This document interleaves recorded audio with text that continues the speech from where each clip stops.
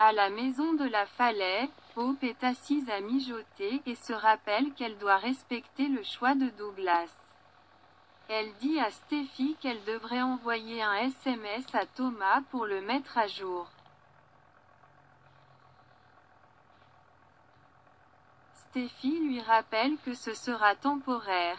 Elle pense que le garçon a vu cela comme une option plus facile que de la choisir elle ou Thomas.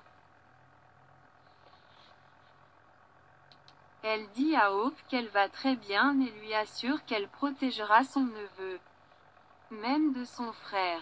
Elle promet que tant que Douglas sera là, elle sera très prudente avec son frère. Chez Forrester, Thomas lit son texte et dit à Eric que le déménagement de Douglas se produit pendant qu'il parle.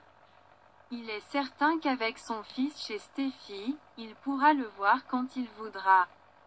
Eric souligne qu'elle ne s'est pas remise de ce qu'il a fait.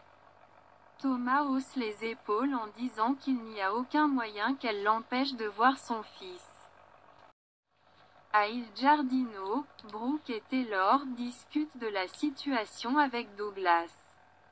Brooke confirme que Hope est blessée et Taylor dit que son cœur lui fait mal en tant que mère.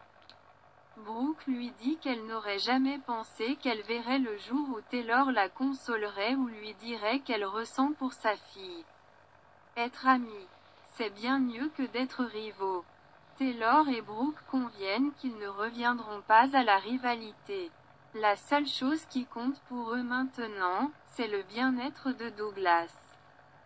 Elles agissent comme des vieilles dames en portant un toast à « Grandma United ». À la maison de la Falaise, Douglas descend en courant pour dire à Hope qu'il peut voir l'océan depuis sa nouvelle chambre. Hope lui rappelle qu'elle et Liam sont à un coup de fil ou à un texto. Douglas la serre dans ses bras et Liam tapote le dos du garçon. Hope et Steffi échangent un regard. Chez Forrester, Eric suggère à Thomas d'appeler Steffi en premier. Thomas dit à Eric qu'il est perplexe face à l'insinuation selon laquelle il a besoin de la permission de voir son fils. Il tentera sa chance. Thomas se dirige vers la porte et s'arrête pour dire à son grand-père qu'il espère que cela pourrait être le début de quelque chose d'incroyable. Peut-être pourra-t-il réparer ses relations et même revenir à Forrester. À Il Giardino, Deacon tombe sur Brooke et Taylor et les taquine. Oh mon Dieu, les rumeurs sont vraies. La guerre froide est finie. Il tire une chaise alors que les dames rigolent et demandent s'il leur reste encore un combat de chats, la pensée de vous deux ensemble. Papa comme. Taylor et Brooke font des griffes de chat et sifflent. Ils rient tous. Deacon s'émerveille qu'ils se lient réellement. Brooke et Taylor confirment qu'ils ont beaucoup en commun en plus de Ridge. Brooke demande à Deacon s'il a parlé à Hope récemment. Deacon dit qu'il ne l'a pas fait et se demande ce qui se passe. Ils le mettent au courant de Douglas. Deacon se lament, pauvre Hope. Hope et Liam reviennent à la cabine et Hope regarde tristement une photo encadrée de Douglas. Hope dit à Liam que Douglas lui manque déjà tellement. Liam dit que lui aussi. Hope dit qu'elle souhaite que Bess soit là. Liam lui rappelle qu'ils ont convenu qu'il valait mieux qu'elle soit chez son amie aujourd'hui. Hope dit qu'elle sait. Liam dit à Hope qu'il est vraiment fier de la façon dont elle s'est comportée aujourd'hui. Il sait que laisser le garçon chez Steffi a été l'une des choses les plus difficiles qu'elle ait jamais eu à faire. Hope acquiesce. Liam lui embrasse les mains. À la maison de la Falaise, Finn sourit alors que Steffi dit à Douglas que Kelly et I seront ravis de le voir. Douglas dit qu'il sait que c'est beaucoup demandé. Mais il s'y sent vraiment chez lui et aime sa tante Steffi. Finn assure au garçon qu'il l'aime aussi. Douglas explique que c'était un tel bras de fer entre sa mère et son père qu'il valait mieux pour eux et lui de choisir de vivre là-bas. Il espère que ça ne la dérange pas. Steffi dit « Pas du tout ». Finn lui assure qu'il est toujours le bienvenu là-bas et qu'ils sont tous de la famille. Il emmène le garçon chercher des jumelles, et Steffi est surprise quand Thomas entre. Elle demande ce qu'il fait là. Thomas rit que son fils y vit maintenant, ce qui signifie essentiellement qu'il le sera aussi. Steffi grimace. À Il Giardino, Taylor explique à Deacon que Douglas a choisi un territoire neutre.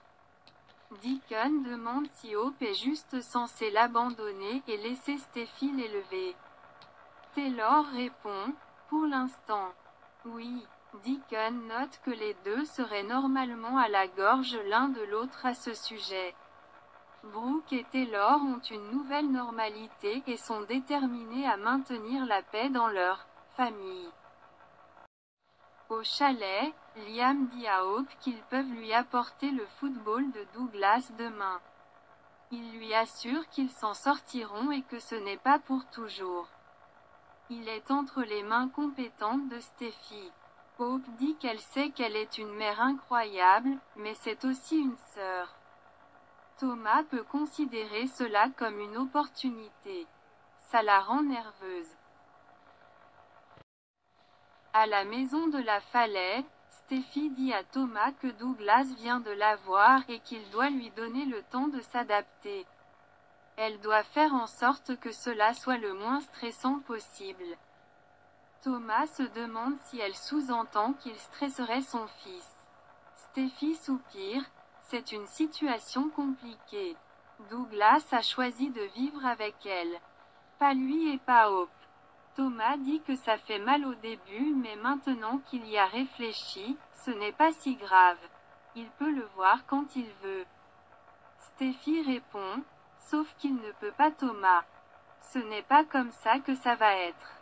Thomas demande si elle dit qu'elle le gardera loin de son fils. Dans la cabine, Hope se plaint du calme sans Douglas. Liam dit que les pas, les rires et le tintement stupide de son jeu vidéo reviendront. Il jure que Steffi le gardera en sécurité. Surtout de Thomas. À la maison de la Falaise, Steffi dit à Thomas qu'elle n'a pas demandé cela. Elle y était poussée. Cela signifie en partie qu'elle fixe des limites. C'est lui qui a merdé, Thomas. Il y a des conséquences à cela et l'une d'entre elles est que Douglas choisit de vivre avec elle. Thomas soutient qu'il est son père et que le garçon l'aime. Steffi dit qu'elle le sait mais qu'il doit être patient et avoir confiance qu'elle fait ce qu'il y a de mieux. Elle a aussi fait une promesse à Hope. Thomas dit qu'il veut être avec son fils.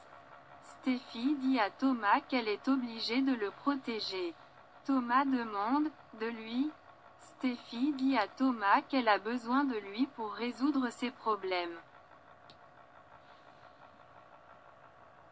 Thomas dit qu'il s'est excusé maintes et maintes fois.